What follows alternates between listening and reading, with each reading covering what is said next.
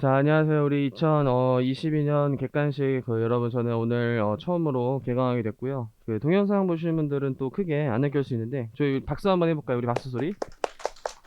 이런 거 녹음돼요, 녹음돼요. 그죠? 그래서 실강이 굉장히 많이 와서 또 굉장히 뿌듯하고 오늘 설레고 어제 잠을 이루지 못했어요. 사실 쿨쿨 잤고요. 사실 쿨쿨 잤고 근데 진짜 이제 뭔가 코로나 전에 저희가 그래도 실강생이 많았었는데 코로나 때 이제 확 줄어서 뭔가 그래도 선생님들도 실강생이 많은 더 힘이 아무래도 나는 게 있단 말이에요. 그래서 뭔가 아쉬웠었는데 다시 뭐 어떻게 보면은 실감이 많아져가지고 굉장히 뿌듯하고 또 분위기가 굉장히 또 좋고 열심히 하면 학생들의 참여율이나 또 퀴즈 참여율이나 또 이 뒤에 과정인 스파르타 과정도 굉장히 어떤 그 열심히 하는 분위기가 형성돼요.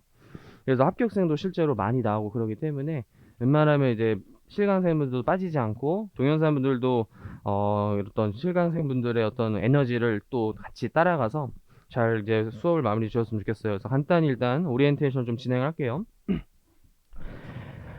그래서 일단 초시생 같으신 경우 우리 객관식반을 웬만하면 필수로 듣는 것을 추천드려요. 분명히 이런 생각 하신 분들 있을 거예요. 선생님 기본 강의 듣고 다 날아갔어요. 선생님 소득세법 기억이 안 나요. 선생님 뭐죠? 이런 생각을 많이 해요. 저 또한 그랬고 많은 합격생들이 그랬었어요. 근데 그거를 혼자 하기보다는 물론 정답이 있는 건 아니지만 혼자 하기보다는 객관식반을 통해서 정리하는 게 훨씬 효율적이에요. 이게 혼자 하다 보면 나도 모르게 진도를 쭉쭉 빼기보다는 모르는 걸 계속 붙잡고 있거나 또 다시 이거를 이제 시간이 지체되면서 다른 과목도 이게 해야 되면서 이게 길어져요. 공부 기간이 길어져요. 근데 객관식 아무래도 조금 이해가 안 돼도 선생님이 일단 캐리해서 끌고 나가는 게 있기 때문에 그걸 이제 복습하는 과정에서 시간이 훨씬 줄어들 거예요. 그리고 객관식반이라고 일단 오해하시면 안 되는 게 절대로 문제풀이만 하는 반이 아니에요. 문제풀이만 하는 반은 시험 한 달 전에 뭐 GS 과정, 막판 뭐 모의고사 과정 이런 데서만 간단하게 하는 거지. 그 전에는 다 이론 설명을 해줘요. 모든 과목이. 근데 그 이론 설명이 정말 뭐 간단하게 하는 것도 아니고 거의 기본 강의에 준하듯이 하기 때문에 대신 속도는 좀 빠르죠. 왜냐면 시수가 적으니까. 그러기 때문에 혼자 공부하는 것보다 훨씬 효율적일 거야. 근데 아마 제 시생이나 또 그 이상의 혹시 분들은 객관식반은 저는 필수로는 추천 안 드려요. 근데 혹은 그럴 수 있어요. 너무 1차 까먹어서 차라리 기본 강의를 안 듣고 객관식만 들어도 되냐? 그것도 괜찮고 또는 저는 이제 1차는 너무 잘해서 2차를 해도 괜찮나요? 그것도 괜찮고 이게 본인의 어떤 그 상황에 맞게 이제 선택해야 되는데 초시생은 웬만하면 객관식까지는 필수로 듣는 게 아주 바람직하다. 왜냐면 이게 양이 많기 때문에 기본 강의 1회독만으로는 앞에 내용이 다 날아가 있어요. 그거를 다시 이제 상기하고 또 세법 자체가 애초에 구조적으로 이게 1챕터만 이해할 수 있는 게 아니라 1챕터를 보려면 끝에도 알아야 되고 또 끝에 내용에 앞에 내용이 연결되어 있고 이게 유기적으로 연결되어 있다 보니까 1회독 때는 완벽하게 이해가 불가능한데 2회독 잘 들려요. 선생님 2회독 때 왜 이렇게 객관식반 수업 왜 이렇게 열심히 준비하셨어요? 그게 아니라 원래 그런 거예요. 세법이 그죠? 원래 그런 과목이기 때문에 이해독 때 확실히 이해되는 양이 많아질 거예요. 이해되는 양이.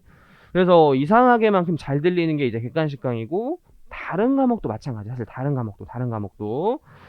그러면서 기본 강의 때는 이제 풀지 않았던 좀 더 어려운 문제까지도 다 풀어드려요.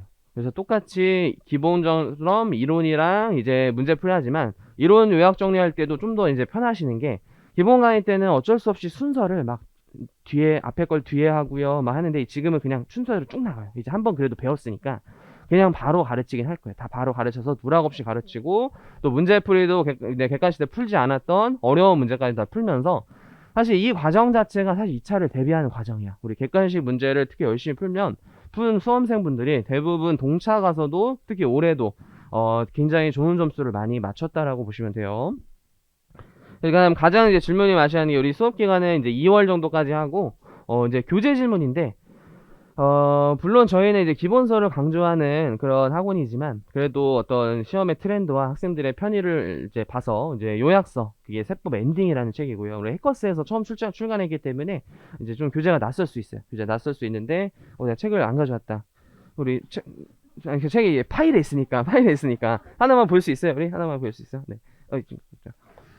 네, 표지가 또 굉장히 깔끔하죠, 그죠? 이렇게 세법 엔딩 1, 2로 되어 있는데 부소법 일단 부소법 이렇게 되고 나중에 또 국기국증은 그냥 묶어서 약간 보너스 트랙으로 나와요. 또 그거 왜 없냐 이렇게 질문하실 수 있어서 그리고 원의 상속증여세법은 회계사랑 어차피 책을 같이 하기 때문에 들어가 있다는 거예요. 들어가 있다는 거예요. 그리고 객관세법도 객관세법도 잠깐 보여드릴 수 있어요? 너무 죄송해요. 우리 객관세법도 이번에 표지가 느낌 있죠? 그죠? 민트사 약간 이런 건데 사실은 제 의견이 반영되지 않았고 이게 다수결에서 밀렸는데 어쨌든 나쁘지 않다. 그죠? 깔끔하죠? 그래서 요것은 이제 개정세법을 반영하고 그다음에 매년 80문제씩 추가될 거 아니에요. 회계사 40, 세무사 40이니까. 그래서 그거 추가되면서 어쩔 수 없이 세법책 선생님 세법책 또 사야 돼요. 좀 짜증나지만 또 사야 돼요. 웬만하면 또 사야 돼요. 웬만하면 세법책을 그냥 즐기는 생각으로 죄송해요. 즐기는 생각 좀 말 실수한 것 같고 약간 투자하는 개념으로 사야 돼요. 저도 사실 짜증났어요. 왜냐면 일단 필기도 옮겨야 되고 책이 많은 건 짜증나잖아요. 그래서 21령 예간생 가만히 버려도 돼요. 근데 그때 공부를 또 안 해놓으면 기출문제를 안 풀어놓으면은 방향성을 못 잡기 때문에 어쩔 수 없이 이제 풀 거고 나중에 합격해서 실무 가서도 세법책은 매년 사요. 그냥 매년 사요. 그게 약간 피할 수 없는 숙명이에요. 여러분들이 세법이라는 직업을 선택한 이상 어쩔 수 없는 좀 부분이 있다. 그래서 이제 과감히 투자하고 차라리 빨리 합격하자라는 생각이에요. 그래서 2022 객관세법 이렇게 이제 진행하고 책이 좀 얇아져서 오해하시는 분들이 많더라고요. 선생님, 책이 좀 심플해졌죠. 맞아요. 왜냐면 해설을 이번에 좀 압축하면서 한 페이지 해설을 다 집어넣으면서 얇아진 거예요. 이게 한 페이지 해설을 넣으면서 얇아졌기 때문에 문제가 빠지진 않았어요. 문제는 너무 막 지엽적인 거, 너무 오래전 문제 이런 거를 한두 개 뺐지 오히려 늘어났어요. 문제수가 훨씬 늘어났음에도 불구하고 해설을 압축하다 보니까 그게 이제 얇아졌어요. 감사해요. 그래서 교재 설명 이제 했고요. 그리고 또 이제 객관식 과정에서 이런 과정을 또 많이 물어봐요. 특히 동영상 보시는 분들이 실강생분들은 따로 쉬는 시간에 질문을 많이 하시는데 이거 언제 하나요? 이거 끊임없는 질문이에요. 시험 전에. 그래서 국칭, 조처, 국조, 국세기본법은 이게 시험 특성상 사실 중요한 법들이지만 이게 1차에만 나오는 것들이 주로고 국기법 빼고는 이건 1차에만 나오고 이게 없죠. 그리고 이제 요것도 사실 1차에 4문제, 5문제가 나오는데 물론 어려운 법이에요. 어려운 법이나 상대적으로 이 친구보다는 쉽고 1차 수업 목적상은 또 양이 적은 편이기 때문에 1월이나 2월쯤에 무료 강의로 진행하고 대신에 올해 강의를 또 무료로 들을 수 있다고 했죠. 언제든지. 특히 올해는 개정이 이제 정권이 바뀌는 직전에는 개정이 거의 안 돼요. 개정이 거의 안 되기 때문에 미리 드러나도 괜찮아요. 미리 드러나도. 그래서 요거는 1, 2월에 진행할 거고, 객관식까지도 여전히 어렵고 양 많고, 2차에 주당창 나오고, 미리미리 정립을 해야지만 잘하는 부소법을 진행을 해요. 부소법을 진행을 할 거예요. 그래서 요게 합쳐서 28문제다. 수준 8문제. 그리고 커리큘럼을 그래도 간단히 설명을 드리면요. 우리 기본 강의 때 이제 소법부 이론하면서 최근 한 5개년 문제를 풀었다고 보시면 돼요. 그리고 2차 혹시 중간에 1월이나 5월에 들어오신 분들은 심화 강의 들으신 분도 있고 그죠? 그래서 1.5차 정도 느낌으로 2차 문제를 풀었고 그다음에 8월에 들어오신 분들은 시간 관계상 기본 강의에서 객관식으로 넘어왔다는 거예요. 그죠? 그래서 이때까지 소법부 2회독을 하면서 좀 더 어려운 내용 첨가되고 어려운 문제 풀이 들어가고 그리고 나서 이제 올해 다시 부활하는 저희 스파르타의 학원의 또 특색 과정이죠. 그래서 그거는 또 외부의 학생들도 굉장히 많이 오고 전국에서 저희 학원밖에 안 하기 때문에 또 반드시 좀 참여하는 것을 저희가 뭐 강매를 잘하지만 유일하게 GS는 강매를 하는 그런 시스템이에요. 왜냐면 이게 분위기도 굉장히 중요하고요. 시험을 많이 쳐서 물론 이게 스트레스가 될 수 있지만 공부에 어느 정도의 스트레스는 있어야 돼. 그죠? 심각한 스트레스는 피하겠지만 어느 정도 자극과 동기부여 있잖아요. 이런 것들. 그래서 내가 잘한다고 생각했으나 막상 성적을 보니까 좀 생각보다 점수가 안 나와. 조금 더 분발해야지. 이런 느낌은 괜찮기 때문에 그런 GS 과정을 통해서 매일 시험을 보고 심지어 객관식 과정에서도 저희 학원은 매주 시험 보죠. 근데 오늘 좀 충격적인 게 오늘 첫 강인데 오늘 시험을 보더라고요. 그래서 세법 원래 10문제 줘야 되는데 오늘만 5문제예요. 오늘 10문제 내면은 저도 지업 끝판왕으로 가야 돼가지고 또 멱살 잡혀요. 선생님 이딴 걸 내요 이러면서 오늘만 5문제예요. 오늘 2시에 있는 오늘 수업 보고 오늘 시험 봐요. 그리고 다음 주부터 이제 10문제로 진행할 거예요. 세법. 그리고 이때는 매일 시험 보고 또 주말에 시험 보고 이런 것들. 그래서 이제 모의고사 과정을 통해서 끝나고 근데 세법은 중간중간 이런 것도 있어요. 매년 되는 개정세법. 2월에 보통 통과가 되니까 좀 그 전에 통과가 되면 그냥 개정세법이 그냥 통과됐다. 일주일 안으로 이제 진행을 할 거고요. 이게 2020년 그 강의하면 큰일 나지. 죄송해요. 2022년이지.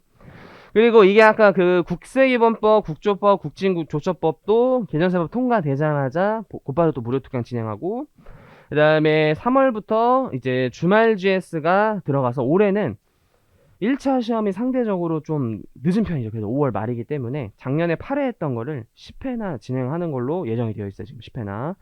그래서 처음에는 아마 진도별로 할 수도 있어요. 처음에는 아마 아직 회독의 준비가 안 되기 때문에 진도별로 하다가 한 4회차부터, 한 5회차부터, 이게 진도별이 장점이 있고 항상 단점이 있어요. 장점은 일단은 처음에 전범이하면 너무 마음이 준비가 안 돼 있어서 좀 짜증나. 나는 아직 소득세밖에 안 되는데 막 소법부 막 국기구진이 다 나와. 그래서 좀 짜증나는데 진도별로 내면은 사실 그 실력 그 내 점수 지표가 객관적이지 못해요. 그죠? 그 주에 열심히 공부하면 점수가 잘 나올 수도 있는 거고, 또 진도별로 내다 보니까 그 진도 안에서 좀 어려운 거나 지엽적인 것도 어쩔 수 없이 낼 수밖에 없어요.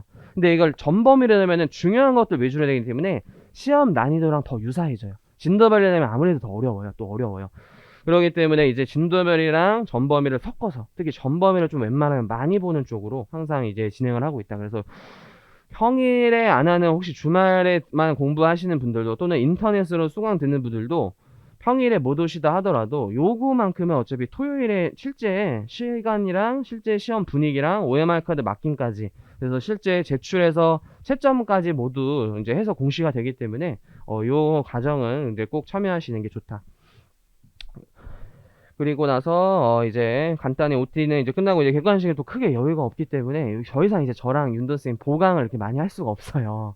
그래서 이제 기본 간때 같은 퍼포먼스 또 할 수도 있어요. 그래서 각종 저 같은 경우에는 뭐 바보 게임도 하고요. 사실 동영상 보시면 모를 거예요. 웬만하면 편집돼서, 그죠? 바보 게임 아직도 정답 물어보는 수험생이 많아요. 그다음에 심리 테스트 뭐 이런 거 중간에 너무 힘들면 할 수 있지만 거의 이제 수업 위주로 진행할 거예요. 그래서 곧바로 이제 1강부터 수업을 좀 진행을 해볼게요. 그래서 소득세법부터 시작을 할 거예요. 소득세법부터. 그래서 1장 총칙으로 와보세요. 1장 총칙. 최대한 크게 띄우자.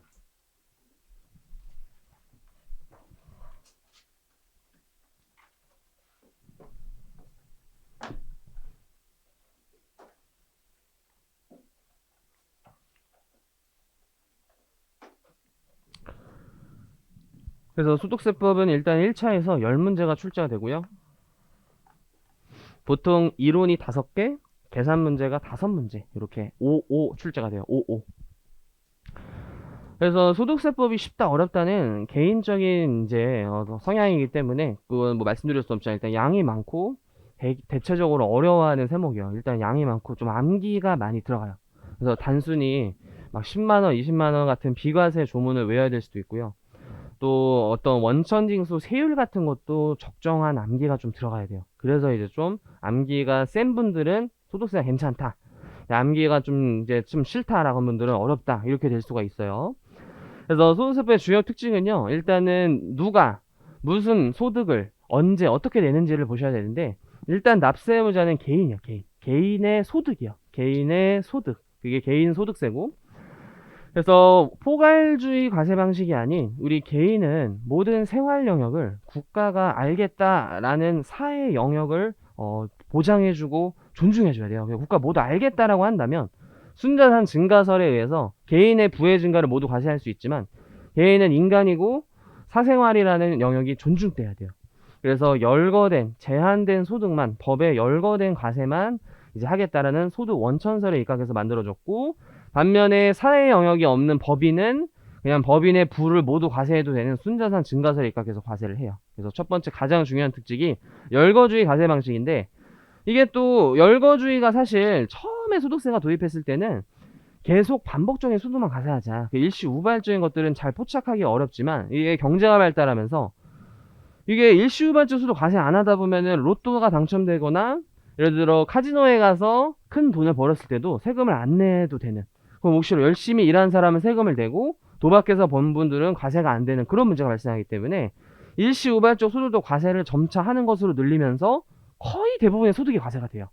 그래서 법의 어떤 열거 방식으로 시작은 했지만 사실상 거의 다 과세되는 순자산 증가설과 유사하다, 이렇게 이제 해석이 되는 소득세법이고, 그래서 원칙은 이렇게 아직도 열거가 안 된 채권이나 또 주식 같은 거 있죠. 소수주주의 소액주주의 주식, 이런 거 판 소득들은 우리나라 정책상 기업에 좀 투자를 하고 또 기업이 잘 되면 경제가 활성화되고 또 고용도 잘 창출되고 여러 선순환 구조가 있을 수 있으니까 주식 투자나 채권 투자 소득은 과세를 하지 않고 있어요.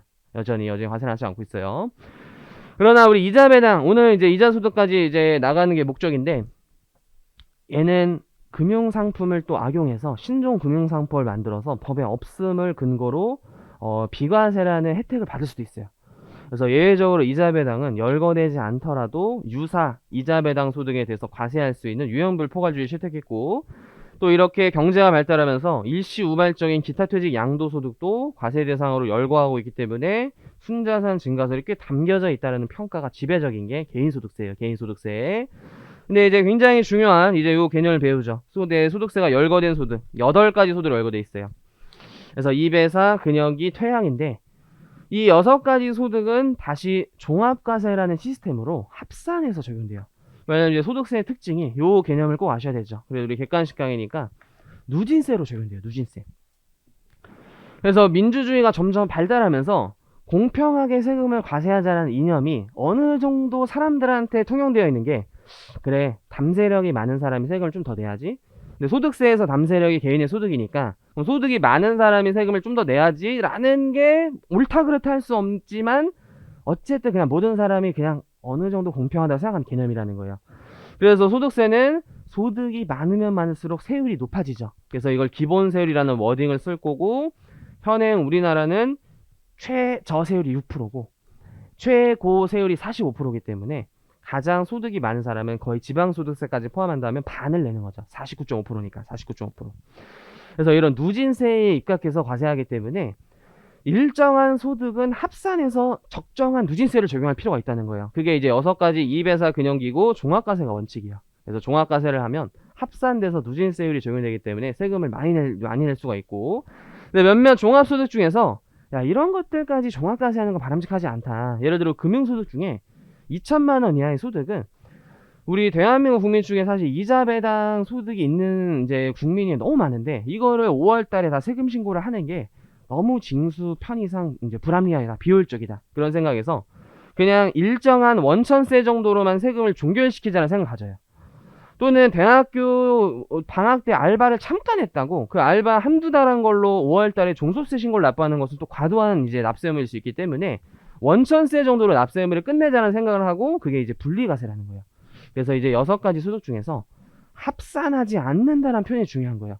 이거를 무조건 원천징수로 끝낸다는 생각을 하시면 안 돼요. 왜냐하면 몇몇 주택임대소득이나 또 기타 소득 중에서 합산하지 않고 원천징수가 안 되는 소득이 있죠. 원천징수가 안 되는 소득이 있기 때문에 분리과세가 원천징수로 끝난다 이렇게 외우면 안 되고, 합산하지 않는 소득이야. 원칙이 합산하지 않는 거. 왜냐? 별도의 세율로 과세하고 싶었던 거야. 누진세가 아닌 그냥 6% 정도? 한 14% 정도만 내자라고 생각을 가지면서 분리과세라는 개념을 만들고, 그게 하필 대부분이 원천징수가 되기 때문에 원천세로 납세가 끝나는 게 많은 것이지 그게 본질적인 개념이 아니에요. 그래서 분리과세를 완납자 원천징수다 맞지만 완전히 맞는 건 아니에요. 완전히 맞는 게 아니에요. 합산하지 않고, 핵심은 약간 여기다 쓰면 잘 안 보인다 그래서 여기다 적어둘게요. 요게 별도의 세율로 과세하고 싶다는 거예요. 별도의 세율. 이게 핵심이에요. 예를 들어 6% 등. 일용근로자는 그래서 가장 낮은 세율이 6%로 세금을 떼고 끝이에요. 누진세를 적용 안 해요. 어떠한 경우에도 누진세를 적용 안 하고 6% 떼고 그냥 추측할 수밖에 없어요. 그래, 3개월 정도 일한 이상 소득이 많진 않겠지. 3개월 벌어서 막 1억을 벌었다. 이건 좀 말이 안 되죠, 그죠?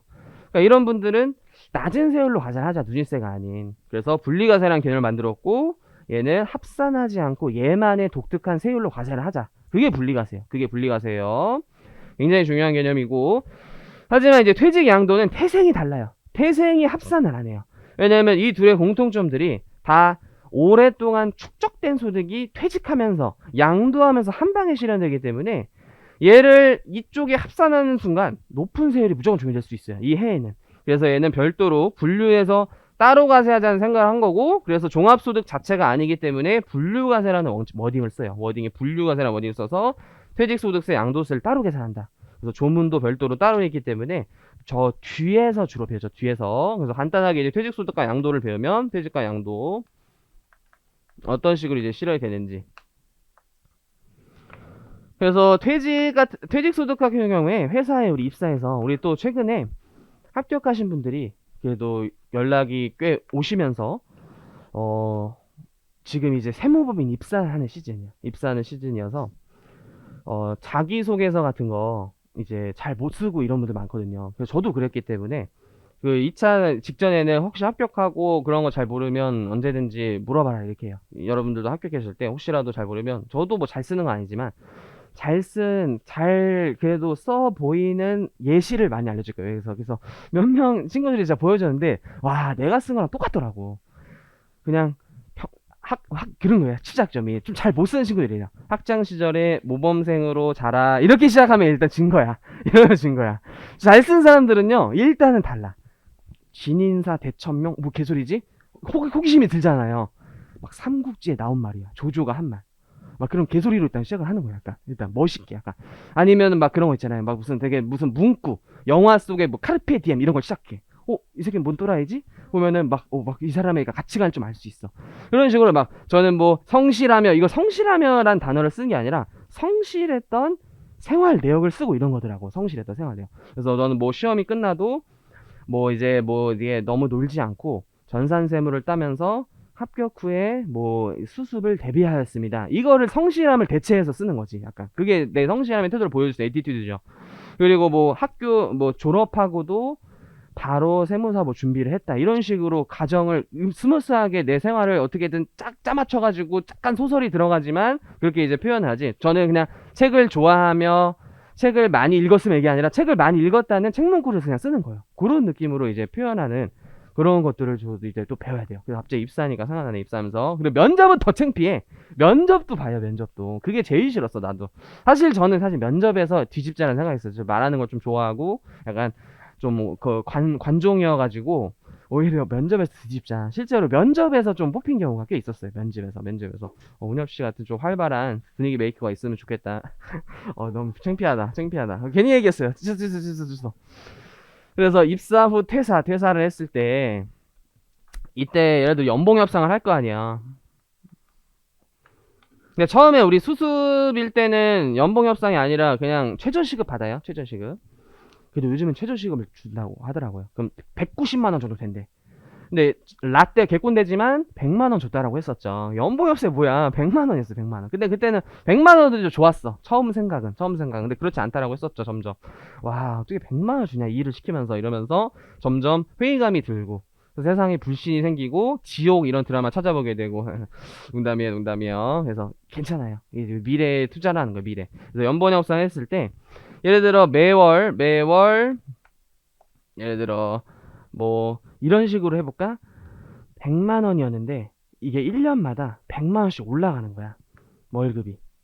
내가 잘 이해되기 위해서. 즉 근속연차 1년 때 100만 원이야. 2년차 때 200이야. 3년차 때 300이야. 그래서 10년 뒤에는 예를 들어 이게 10년 뒤였다면 1000만 원이 돼 있겠죠. 연봉이. 그죠? 그럼 퇴직금이 어떻게 쌓이는 거예요? 퇴직금이 매 한 달치 월급이 이렇게 퇴직금 계좌에 쌓이는 거예요. 그죠? 퇴직금 계좌에 이렇게 원래 12개월 받으면 연 1200이잖아요. 그죠? 이건 2400, 3600 이런 식으로 받지만 퇴직금이 한 달치 월급 평균 임금이 근태법에 의해서 회사가 적립해줘야 되는 돈이에요. 그럼 10년 뒤에는 똑같이 이 정도가 쌓이겠죠. 1부터 10 더하면 5죠. 5. 퇴직금에 5가 생겼다. 최소. 더 생겼지 근데. 왜냐면 은행에 최소 돈을 묶어두면 이자라는 게 생기기 때문에 사실 더 생겼겠죠. 이게 퇴직금으로 받는 거예요. 퇴직금은 1년 동안 형성된 게 아니에요. 지금 10년 동안 형성된 거예요. 10년 동안. 근데 우리 이 누진세라는 개념이 이게 나중에 이제 책이나 이제 조문을 보면 해당 과세기간의 소득에 대한 세율은 이런 워딩이 적혀 있어요. 해당 과세기간이라는 워딩이 중요하고 그건 1년을 말하는 거예요. 1년. 1년 소득에 대한 누진세인데 얘는 지금 10년치 형성된 5,500이 퇴사할 때 한 방에 실현됐기 때문에 이게 지금 기본세율로 때려 맞는 게 바람직하지 않다라는 거예요. 누진세로. 그래서 이제 나중에 퇴직소득을 배우면 연분연수법 이딴 개념을 배우잖아요. 그죠? 12배수 환산 연분연수법. 간단한 느낌 기억나죠? 그죠? 그런 개념으로 가지면서 얘도 종합소득에 합산해서 심지어 퇴사할 때 월급까지 있었겠지. 최소 근로소득이랑 퇴직소득이 합산되는 순간 높은 누진세가 적용돼요. 그걸 방지하려면 따로 빼서 과세하자는 생각을 할 수밖에 없었고 분류과세라는 개념으로 들어간 거예요. 이게 첫 번째 퇴직소득의 어떤 분류과세의 취지를 설명드린 거고 양도소득도 이런 거지. 양도소득은 땅 살 때, 예를 들어 땅 살 때가 00년도 초반이었어. 근데 이제 팔 때가 올해 21년도예요. 이때 예를 들어 1억 원에 산 땅이 지금은 가격이 많이 올랐겠죠. 그래서 딱 20배 올랐대, 20배.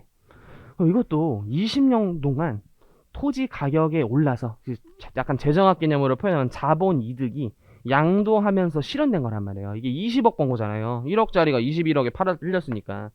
이거를 지금 종합과세에 포함해서 누진세를 적용하기에는 얘는 오랫동안 형성된 소득이다. 그래서 얘만의 별도의 세율로 과세하고 싶었고 분류과세를 때리는 거예요. 그래서 퇴직과 양도의 공통점이 오래 묵혀둔 소득이 한 방에 실현된다. 퇴직이나 양도라는 사건으로 인해서. 그래서 분류과세라는 이제 워딩을 쓴 거예요. 분리랑 구분을 좀 하시고요. 그리고 소득세의 특징. 원래 세금 신고는 자기가 하는 게 원칙이에요. 왜? 국가보다 자기가 제일 잘 아는 거예요. 원칙이. 그죠? 그래서 신고 납부 세목이라고 하고 다음 연도 5월달이 확정신고 기간이죠. 소득세는 신고하면서 세금이 확정된다라는 신고 납부 세목이고, 대신 우리 이런 거 기억나시나? 성실신고 확인대상 사업자는 세무사의 확인서를 받아서 제출해야 되잖아요. 그래서 이제 세무사의 검토 기간이 필요하기 때문에 6월 달에 이제 신고를 하죠. 한 달 더 늘어나죠. 신고기 한 달 늘어나죠. 이런 것도 배웠었고.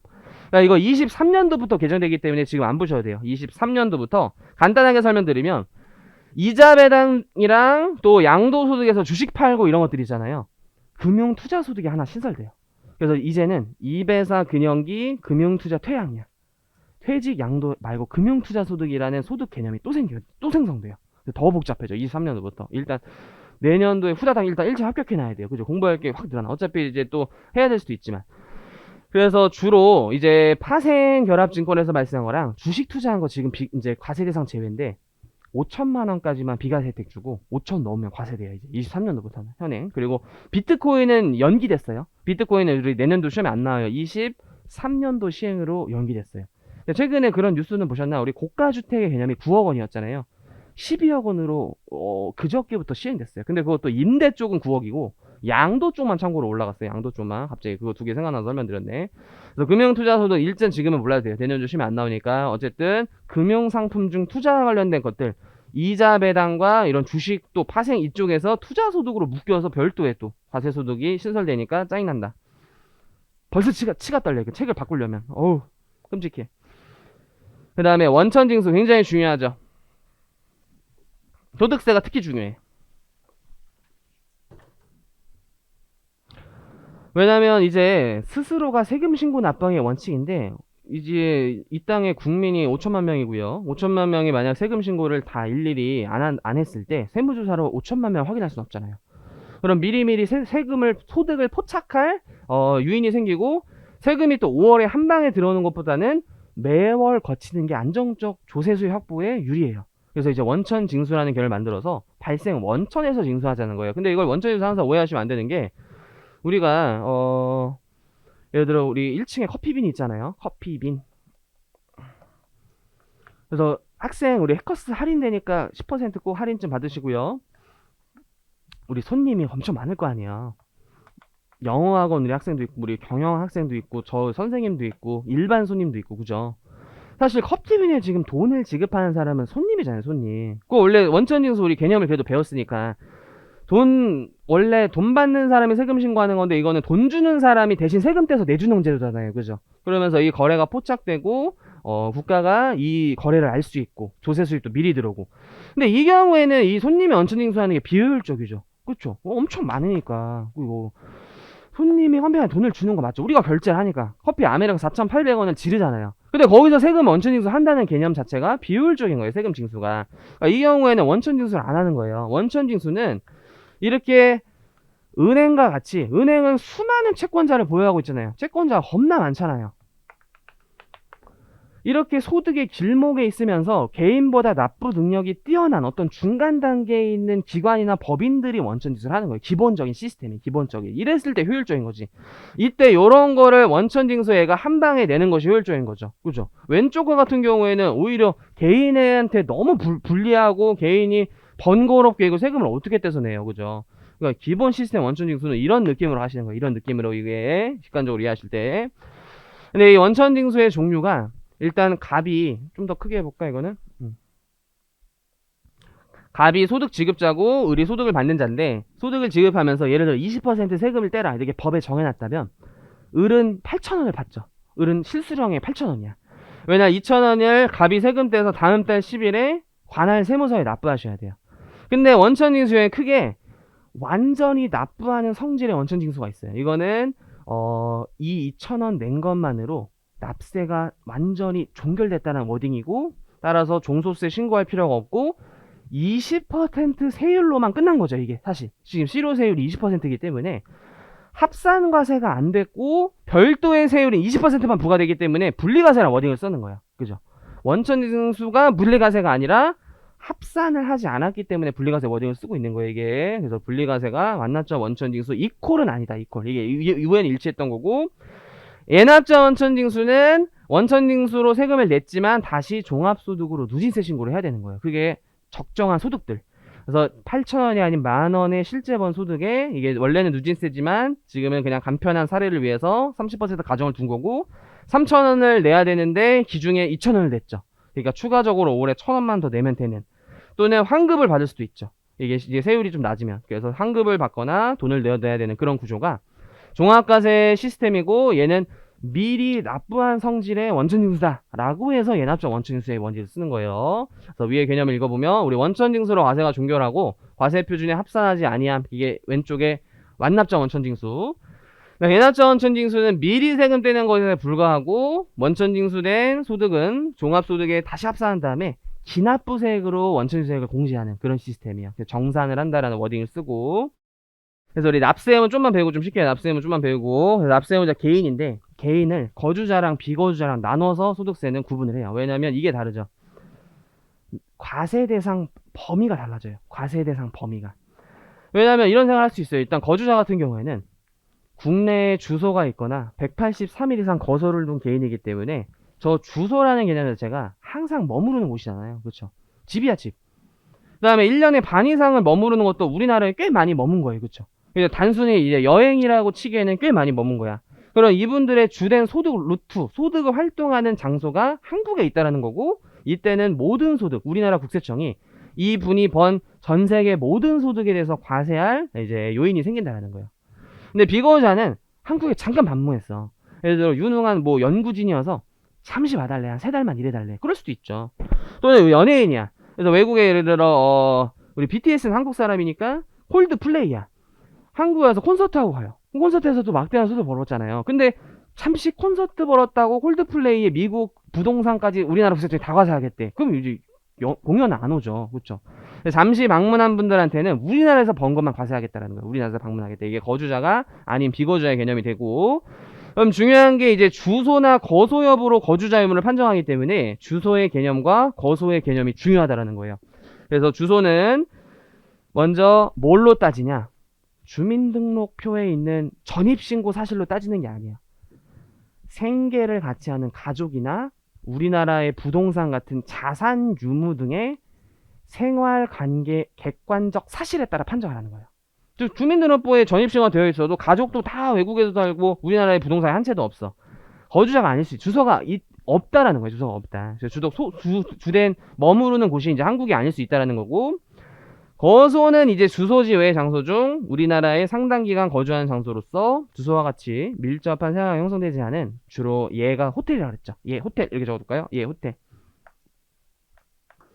우리 JYD가 또 좋아하는 호텔이죠. JYD 선생님 OT 강의 봤거든요. 유튜브에 올라가잖아요.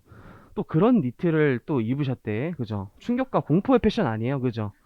보라색, 본인이 골랐다고 하더만 보라색이에요. 그죠? 보라색. 핑크색도 아니고 보라색. 또 비사죠, 비사. 와, 누가 봐도 비사야, 이런 거. 그래서 디스하는 걸로 우리 꼭 그 약속했거든요. 또 디스 해드는 걸 굉장히 좋아하세요. 그래서 어쨌든 그런 거는 선생님 방탄소년단이 입는 거 아니에요 라고 했는데, 공무원에서 누가 선생님은 저에게 BTS예요 라는 쪽지를 받았대요. 그런 거 진짜인 줄 아니까 제발 여러분들 하지 말아주세요. 진짜인 줄 알아요. 그래서 랩 몬스터가 아니라 몬스터라 그랬어요. 제가 몬스터라고. 그런 거 제발 좀 입지 말라고. 누가 보라색 니트를, 그거 BTS가 입어야 멋있는 거라고. 옷은 멋있어요. 그쵸? 옷은 멋있는데 누가 입는, 아니에요. 멋있어요. 린더스의 그런 거 자체가. 자신감이 굉장하다. 그런 거 제가 본받아야 되는 거죠. 그죠? 그래서 우리 거소의 개념 봤고요. 그때 그럼 거소는 183일의 워딩이 있기 때문에 그걸 따져야 되는 몇 가지 이제 판정의 여부가 있어요. 이제 민법의 어떤 그 기산점에 따라서 거소등 기각은 입국한 날 초일을 안 넣어요. 초일 불산이. 그래서 입국한 날의 다음 날부터. 그러니까 말일을 넣어야지 출국하는 날까지로 한다. 그래서 세무사 시험에도 입국한 날부터 뭐 이렇게도 나오기 때문에 특히 일장 나오면 쉽지만 좀 굉장히 꼼꼼하게 쪼잔하게 나오거든요. 그러니까 여기는 좀 워딩을 좀 시험 직전에 도래할수록 굉장히 좀 워딩을 좀 꼼꼼히 보셔야 돼요. 이런 것도 우리 시험에 나온 표현 설명드리면 국내에 거소를 두거나 183일 이상의 주소를 둔 개인 이런 식으로 또 워딩이 나오기 때문에 굉장히 좀 방심하면 틀릴 수 있어요. 이쪽이 주소가 있으면 되고 5얼이야 또 5얼 두거나 그래서 183일 거소를 둔 개인이야. 그래서 이런 것도 시험에 다 나온 포인트예요. 또 문제도 풀어볼 거고. 근데 이제 2번과 같이 일시적 출국의 경우에는 국내에 계속 머무른 것으로 봐요. 그래서 국내에 거소를 두고 있던 개인이 출국 후 다시 입국을 했는데 출국 원인이 관광 질병 치료는 예시적 표현이고 핵심적 워딩은 저 파란색으로 표시되어 있죠. 실제 책은 이게 핑크색으로 되어 있는 게 그죠? 이게 파일은 핑크색으로 되어 있거든요. 그래서 명백히 일시적인 것이란 워딩이 가장 중요해요. 명백히 일시적인 때에는 출국은 했지만 일시적인 거니까 이것까지 일일이 판정을 하긴 그렇다. 그래서 그냥 국내에 계속 머무른 기간으로 봐요. 국내에 계속 머무른 기간으로 본다. 그리고 이것도 한 5년 전쯤 개정된 건데 국내에 거소를 둔 기간이 예전에는 이 과세 기간 동안 183일 이상이면 국내에 183일 이상 거소를 둔 것으로 봤었어요. 그럼 옛날에 종전 규정으로 가볼게요. 이거는 필기를 해주세요.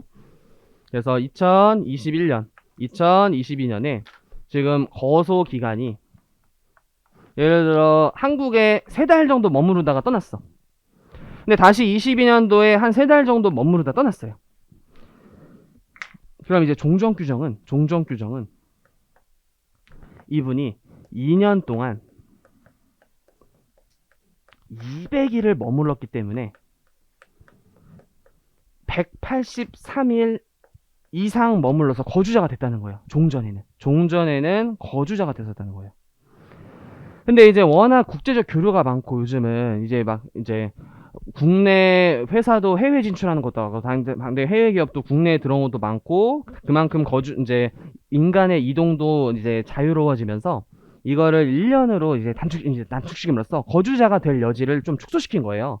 그럼 이제 개정세법은 21년 이게 개정이라고 이렇게 적어두자. 개정세법은 각각을 이렇게 21년도도 183일 미만이고 22년도도 183일 미만이기 때문에 비거주자가 되겠죠. 이제 비거주자가 된다는 거예요. 왜냐면 거주자가 되면은 자기가 본인이 원래 살던 나라에서 번 소득도 우리나라 국세청에 세금을 내야 될 요인이 생기잖아요. 그런 것들을 미연에 막을 수 있겠죠. 좀 우리나라에 좀 더 자주 들어올 수 있다라는 거예요. 자주 들어올 수 있다. 이게 거주자가 되면 세금을 많이 내야 되는 거잖아요. 우리나라 국세청에. 이러면 이제 비거주자가 좀 더 많이 되겠죠. 그래서 1이 의미가 있는 거예요. 2가 아닌 1이 의미가 있는 거예요. 그래서 2x라고도 적어두자. 이런데 2x라고. 근데 여기다 적으면 동영상분이 잘 안 보인다고 하더라고요. 그래서 2x.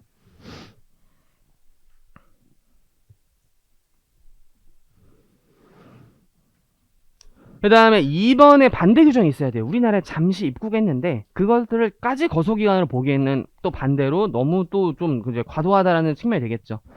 그래서 어떤 재외동포가 우리나라에 입국하는 것을 이제 유도하기 위해서 모든 걸 비춰봤을 때 입국 목적이 명백히 일시적이면 그 우리나라에 머문 기간을 거소를 둔 기간으로 보지 아니한다 해서 2번의 반대사항이라 보시면 돼요. 명백히 출국한 기간도 우리나라에 그냥 머문 거고 명백히 우리나라에 머문 것을 안 볼게 이런 거죠. 2번 4번이 이게 비교해서 좀 보시면 될 거고 여기까지 먼저 좀 쉬죠. 외국인 단기 거주자 시험에 잘 나오죠.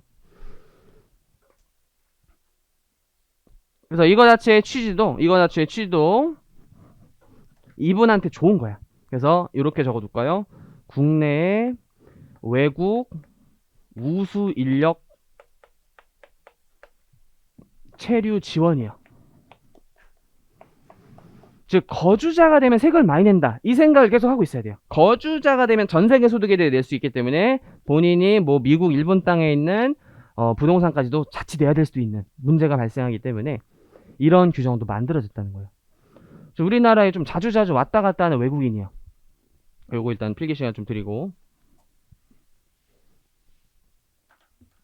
그래서 외국인 단기 거주자 누구냐면 우리나라 10년 전부터 왔다리 하니까 10년 전부터 주소 거소를 둔 기간이 5년 이하인 외국인 거주자예요.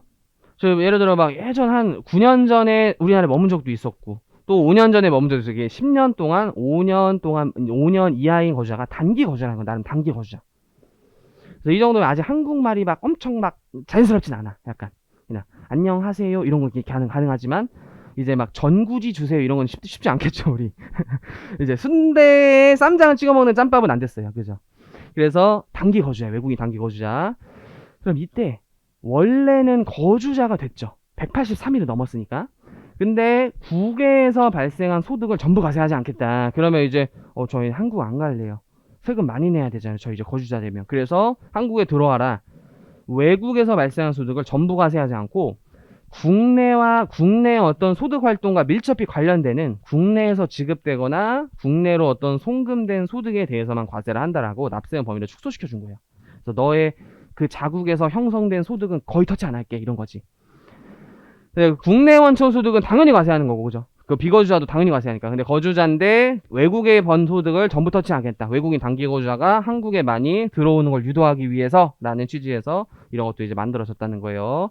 그래서 국외 원천 소득도 거주자니까 모두 과세한다. 이런 게 틀린 대표 사례가 되겠죠. 대표 표현이 되겠죠. 자, 이제 다음 페이지부터는요. 잠시 이제 쉬었다가 할게요.